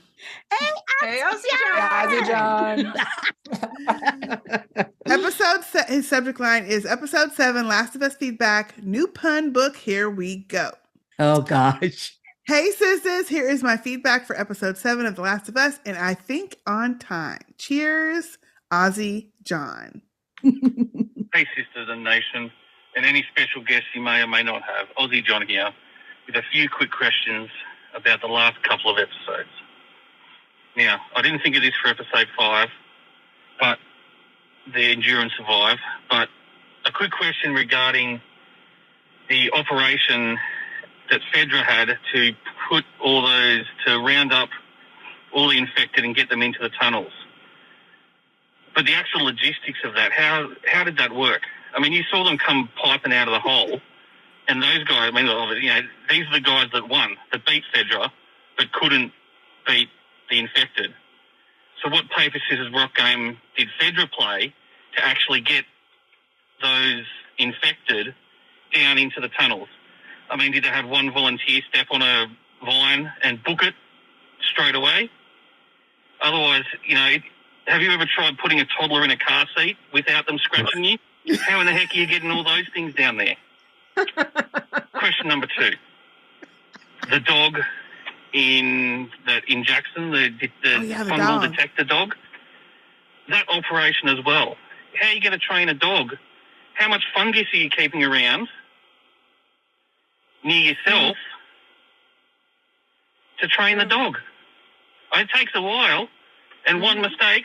Anyway, that's probably not as exciting, but my last question in this latest episode is, did you notice that Riley and Ellie did not play baseball? And I've got a pretty good theory as to why they didn't play baseball. And that is because they don't know where home is. Anyway, that's me done. Oh, boy. Aussie John, out. Aussie John. You know what? Thank you. The puns. Come on now.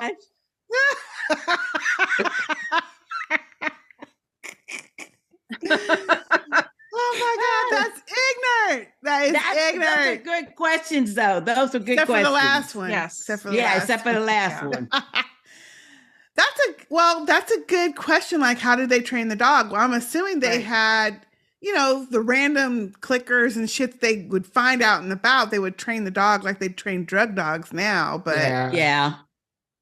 I wouldn't think what Michonne did. Remember when she got the two in the beginning when we first met her? Michonne had them all chained up, but she was ordering, So and maybe it could be something like that where they found infected, chain them up, and the dog sniff maybe. And as far as hurting those people down in the tunnels, well, all you had to do is block off one end of a tunnel, herd them down there, and block off the other end. That's why that concrete was expanding up. You know what I'm saying? Because he said, well, how did they load all them people down in there? All you have to do is block them off. Unless the bait was kind of bait to bring them into the tunnel. I think that's the exactly. question. Yeah. And I took it like, because in that episode, because we saw stuff, meaning living quarters underground, that's where a lot of people went, that there was probably 1 or 2 or 3 infected when they sealed that off. And of course, it's going to infect everybody else that's already down there. Because there was a school, there was a nursery, there was, places. So I just assumed that they were infected once stuff was sealed off. Because that ground was expanding up this way, not out. I just feel like through the sewer opening or something. They might just hibernate down there. And once they were down there, they just kept them. Like every time they would try to come up, they would just shoot them back. I don't know, but I think there were people down there. I think there were people down there. No, but what I'm saying is, I think there was people down there, and that when those rebels took over, they sealed them off. They sealed them in there. It wasn't the rebels, because Henry said, Henry is the one that told us that Fedra is the one that kept them all down there. It wasn't the rebels. Okay. It was Fedra, because when we get to Henry and them, I can't remember who said it, but in that episode, they said the rebels had only taken over like a week or two prior. Joel coming. Oh, well, now that's true too. So yeah, Joseph, the one who you're probably right then. They probably used bait. But what kind? I wonder what they used to get them from probably one location to another. The people that was trying to desert. Yeah, but it's been 20 years. It's been 20 years that Fedra has been in charge. So who knows how it came to be that they lived down there, but they started living down there. And because the streets back then were all, paved up. Yeah. They were down there. Yeah, it was only because that truck crashed and the ground was soft, because, I've been maintaining the ground, and it fell down in there, that it opened up the floor and let them suckers come out. That's true, because that truck did sink down in there first, and then they come up. Now, the one in the building where Kathleen was at, it was probably just regular decay and shit that caused that one. Yeah. To float up, but she should have handled that mess. Yeah, they should have. Yeah. Wrong management. But she didn't care. She was a rebel. She's thinking that Phaedra's just fucking around to be fucking around. No, they was doing shit to keep stuff together. Although they was blinded by revenge. They were pure and simple. Killing up and raping up people. So yeah. Anyway, it's both sides is gonna be off. Both sides gonna be off. No one's clean. Thank you, Ozzy John. Yes, thank you, Ozzy John. Thank you, Ozzy John. Okay, our next email is from Sarah. Hey, Sarah. Hey, Sarah. Hey, Sarah. Hi, sisters and Sister Speak Nation. It's Sarah from the UK. Hey. Good eye. That's Australian. Shit, that's Australian. You know what? You went through that last time. Sister A had to tell you. No, it was Canada. It was Canada. Ozzy John. Yeah. Sorry, Sarah. What do you say? What was it, Sister A? Oi, oi. You could just say hello, hello. Hello. Yeah, there you go. Hello, governor. Governor. Sorry, Sarah. Gosh, sorry. I'm stop happy today. She says, it's Sarah from the UK with my feedback on episode 7, Left Behind. Let me start by saying that from 5 minutes into the episode, I was left giggling at the thought of the look on Sister K's face while watching it. Bet you were I think she means Sister J. Probably. Bet you were loving those teenagers and chatty scenes. Yeah, she means me. She means you. No, I didn't like it. That's why your ass thought it was boring. I have a few thoughts on the episode and questions. Let's get cracking. Number one, there were a couple of callbacks in this episode to previous ones. Do you think Ellie's comment, "You mattered to me first," directed at Riley, explains Ellie's hostility towards Tommy as it reflected her worry Joel would prioritize Tommy? Ooh. Good. I mean, but not really, because she wasn't related to Riley. She already knows Tommy is related to Joel. That's his brother. So it's going to be a different relationship. It's interesting, though, because I can see that correlation, because when Joel finally finds Tommy, he has no other reason to stay with her. He's going to hand her off and run off and stay in Jackson with his brother. Well, but she'll be out there alone again. Yeah, but he thinks, but see, it's different. He's not just pawning her off. Joel is doing that because he thinks he's helping her. Right, but Ellie, she's talking about Ellie. So Ellie's thought process is probably feeling like she's going to be abandoned. Well, of course, because that's what she tells him. Mm-hmm. Number 2, can we assume that Ellie's previous reference to killing someone not being the first time is actually saying she killed Riley? Shit, that's what the other one said. Mm-hmm. That's grim. Yeah, I think so. And now that they mention it, yeah, I'm sure that's it. Mm-hmm. I'm sure that's it. Number 3, maybe the best scene for me was Bella and Riley dancing. Ellie and Riley dancing on the display cabinets.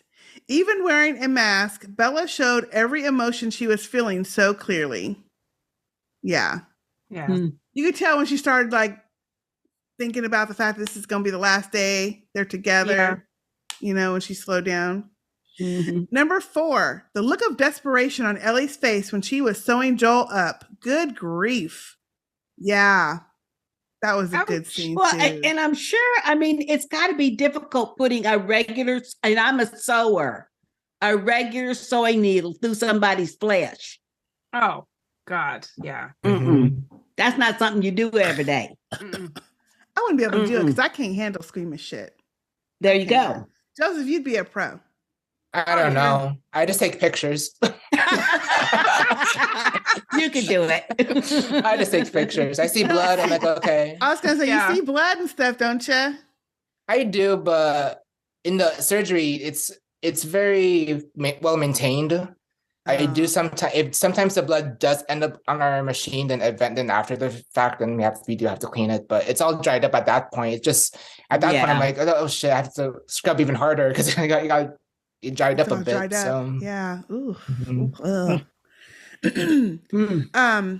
Okay, just she says, oh, just to say, if I was about to go bouncing about on a horse, I'd have pulled the pointy stick out of my stomach first too. Really? Oh no, I don't know, Sarah. I would think that someone in Joel's position I've watched too much would have automatically known not to pull it out until you were like somewhere to get it looked at. You know what I'm saying? Because he's a smuggler and stuff. It's holding all your shit in there. Yeah. So at least until you found with that in you. I could. Well, yeah. You know, could do more damage. I'm sure that's the first instinct if that happens to get it out. But that was a horrific scene to me. That was. Great episode, great show. Thanks for an amazing podcast, Sarah. Thank you, Sarah. Thank you, Sarah. Next time, send us in a voice message. We'd love to hear your accent. Yes. Yeah. And tell us which part of the UK you're from. I had a patient a week or two ago. I could tell she was, I think, German. I was like, "Oh, you're where you're from?" But then her accent changed to Irish. I'm from Ireland, but she had a hint of German with some Irish. Wow. So I got giddy too. I was like, "Oh, I haven't." Like we normally get a lot of people from the UK come in our hospital saying here there's tourists. So I was nice hearing an accent. That's cool. That is cool. I went to Dairy Queen not too long ago, and I was asking, what did I ask them through the drive up? I didn't hear an accent at first. But then I asked the question and the person says, "Oh yes, it comes with that, dear." Or dearie. She said dearie. And I was like, okay, that's you don't hear that every day in Texas. You hear sweetheart, honey. Yeah. But dearie. So when I go up to the thing to get my ice cream, she wasn't little, but she was a grown person, but she had really short hair and she had an Irish accent. She's like, "Oh, that would be so and so and so and so." And I was like, cool. It was really cool. Yeah. Cool. It was really cool. So I was like, so that's where the dearie is coming from. That's cute. I wanted to sit there in the line and go like, how did you get to Dairy Queen? Yeah. Exactly. Why are you here? I would love to know how the did story. you get here? Yes. Yeah. So I need to go back and see if I can catch her again and be like, okay, forget them people in line. I just have some questions. Well, no, you need to go back and then go inside. Yeah, well, she's the rather than the driver. Yeah, she's at the window. Yeah, she's at the window. Okay, I won't ever get to talk to her. So yeah, that's true. Anyway, I forgot all about that till you said that. That's funny. Thank you, Sarah, for writing in. We love hearing from you. And yes, in that voicemail. Okay, our next feedback is from Tammy from New Jersey. Hey, Tammy. It's a voicemail. Right. Hey sisters, it's me, Tammy. This is my thoughts for The Last of Us, episode 7. You know, I wanted to calm down and enjoy the moment of basically Ellie on her first date. I really did. But under the circumstances, we all kind of knew that it would not end well. But what got me is all the noise they were making in that mall. All the jumping and jiving and banging and clanging and singing and ringing and hooping and hollering that they were doing at the top of their lungs. Like, how did they not think that it would draw some infected out? Like, girls, shut up. I bet Sister J was grinding her teeth at not one, but 2 loud-ass teens. And I get that they're kids, but come on now. There are those moments where you feel instinctively that you have to tiptoe and keep your voice down. And even if it wasn't the apocalypse and I was somewhere in an abandoned place, I'd be tiptoeing. Yeah. Anyway, it was nice to see all the callbacks to what Ellie had referenced earlier in the season, like the Mortal Kombat game, and then how she got the Book of Puns, Volume 2. And I like that they are showing that Ellie is determined not to lose Joel no matter what. Yeah. So we'll see what happens. I really hate that she told him to shut the fuck up, though, when he was trying to tell her to go. Like, the man is he's in pain. Please don't swear at him. All right, sisters. Talk to you later. Bye. Thank you, Tammy. Thank you, Tammy. Thank you, Tammy. That was good. Sister J. Whooping, hollering. Hey. We have somebody that we have to say hello to, don't we? Oh, Hey, Andres.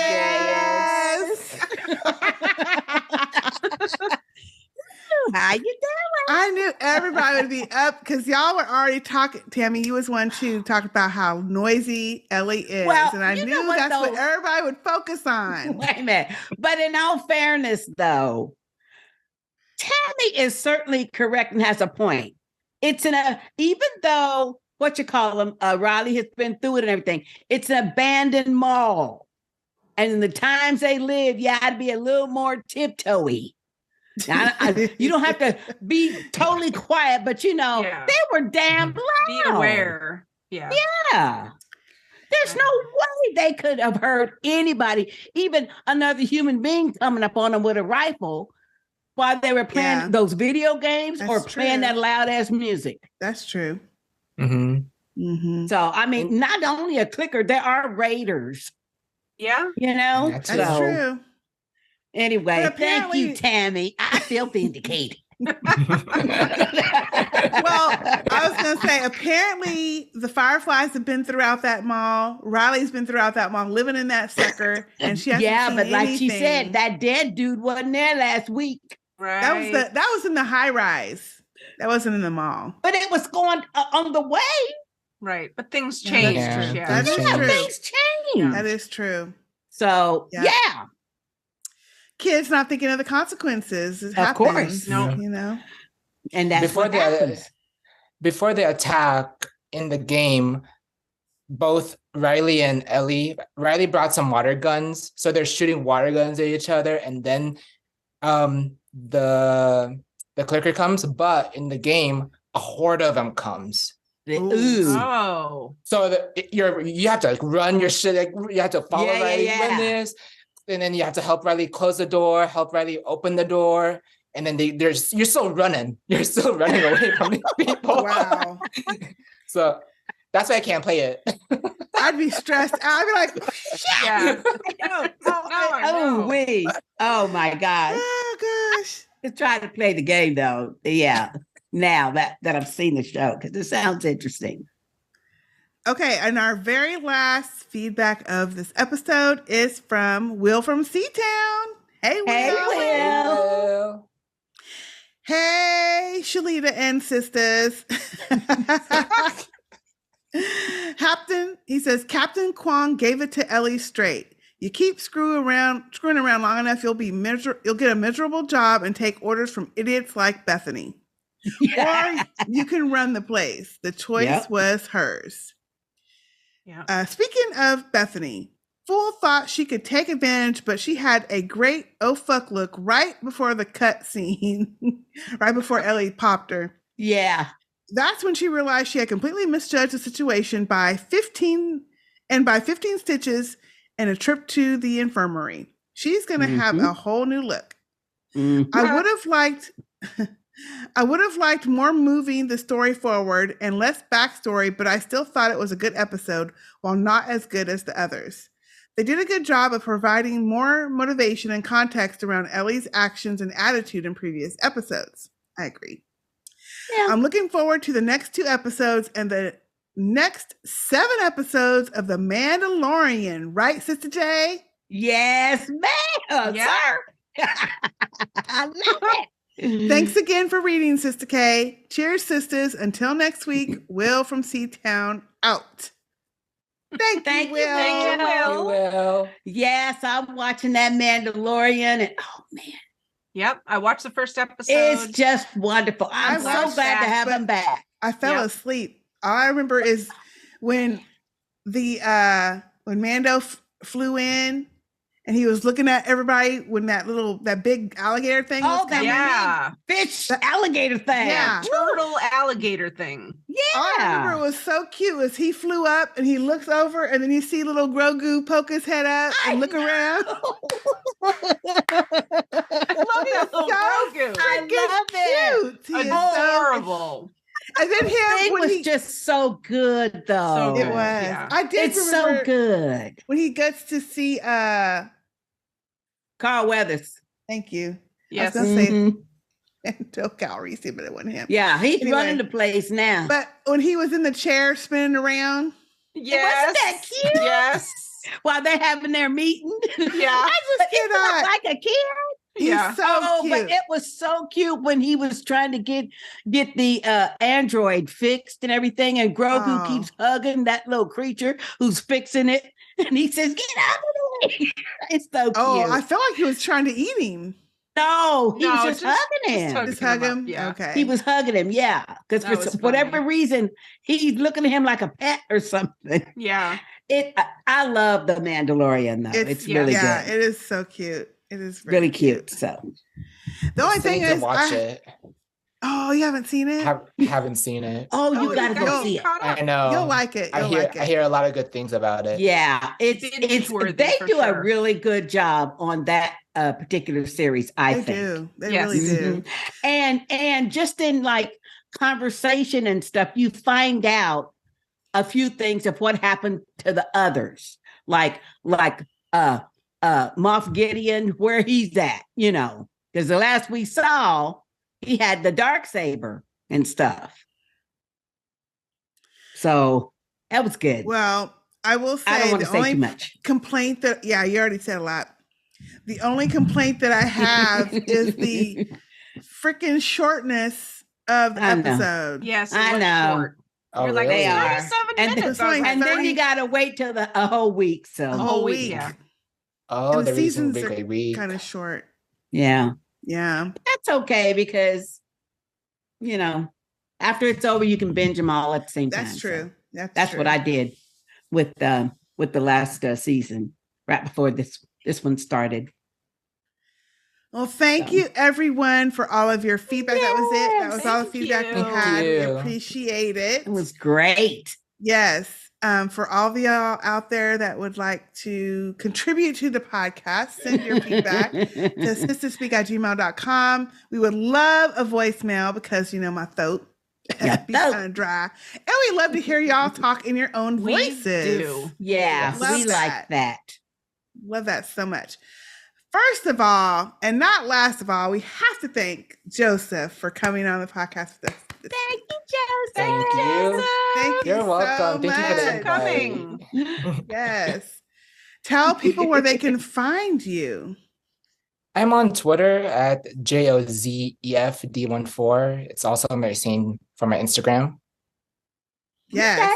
And if you're on Facebook, Jozef has been posting wonderful photos of the Harry Potter game. Hogwarts Legacy, yeah. Thank you. Hogwarts Legacy. It's been big. I was gonna ask you, Jozef, have you been seeing all of these? Now, this is what makes me interested in the show because, I tried to read the books. I didn't do too well. I didn't understand it. I tried to watch some of the movies and I kind of fall asleep in them. But have you all been seeing all these videos where they're talking about Hogwarts is now an HBCU? Historically Black college university. Well, I have seen a lot of posts. What? It's been funny where it's on TikTok. Yes. And they're like, I'm in the Slytherin house. Oh, I can hop into Hufflepuff and because they have a party there. It's like they're calling all of the different houses, classes, I'm not sure the name, terminology, as different sororities and fraternities. Yeah. Well, I haven't seen all the movies, but I've seen about 4 of them. I think there's 8 total, right? Yes. And I've seen about 4 of them, and I'm surprised. I enjoyed them a lot. And I don't understand why people can't follow them because, people that like science fiction and stuff, it's easy to follow.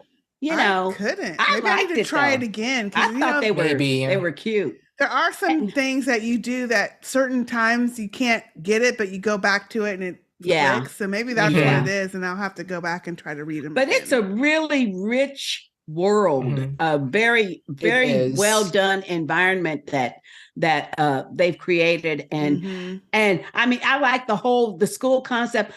For me, one of the aspects that I like the most is where they live and how they have to, and I always wonder about this, how they have to figure out or remember how to get to wherever their living quarters are because the stairs change all the time. I just thought that was the coolest thing. It's really big. That. It is huge. So for us in the game, we have a map. So we actually just, there's specific areas, specific fire flames or the flue. They call it the flue network. And once you unlock it, you can like fast travel to that specific area, or you can just walk to it. Okay. So, I think it's fascinating though. Yeah. Yeah. The first movie. It's a good. It's the one. I think once you watch the first movie, it established as much as they can without like spoiling much in the future. Yes. With events, so I can see how some people don't understand. I had a coworker who didn't get Harry Potter, and then eventually she gave in because of her boyfriend, and then she just started reading the books. She got into them, watched the movies, got into them. Now, because of this video game, like everything, she didn't have to wait 20 years. I had to wait 20 years for this. Wow. You're like, look, I had to suffer and wait. So let me ask you. So, like, how similar are the movies and the game and the books? Do they follow, or are they totally different? For this game, what's interesting is they're able to go into a different era. We're in the late 1800s in this. So there are some particular names that are familiar, some characters that do exist, but we haven't seen them in that role. Wow. So, but it was mentioned in the books. And okay. So it's just it's basically your own story. So you're the Harry Potter in this version.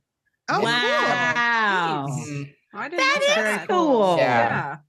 Isn't that amazing how they can do that though? Yeah. Oh, that's amazing. I read somewhere that it grossed like $800 million. Yes. Like the game. Wow. The game. Only the game. Wow. In 2 weeks. 12 million copies. Wow. And it's not even out on PlayStation 5 or the previous Xbox or even on the Nintendo. It's not even out yet. Wow. It's only right now on the PlayStation 5 and the current Xboxes, but they're delaying the other ones. The ones for the other PlayStation 4 is in April. Nintendo Switch will be in July. So that's why everybody had to go buy a PlayStation 5. Yeah. That's how a lot of people say. Or on the computer. Or on the computer too. Computer. Okay. Wow. Yeah. There's a lot of fans out there. I guess I need to go back and try to read the book. I feel like the book I would like better than the book is good too. Do they have it on audiobook? They have an audiobook as well. Yeah. Mm-hmm. So try that maybe, Sister Kay. I'll try that. You do like audiobooks. I love me an audiobook. Well, I know the game looks fun. I just need to get back into that world and see what I can do. Well, thank you again, Jozef, for joining us. We enjoyed having you. Thank you. We enjoyed just watching you grow up and become the man that you are today. Yeah. It's just so, I just want to hug you. I know. And pinch your little cheeks.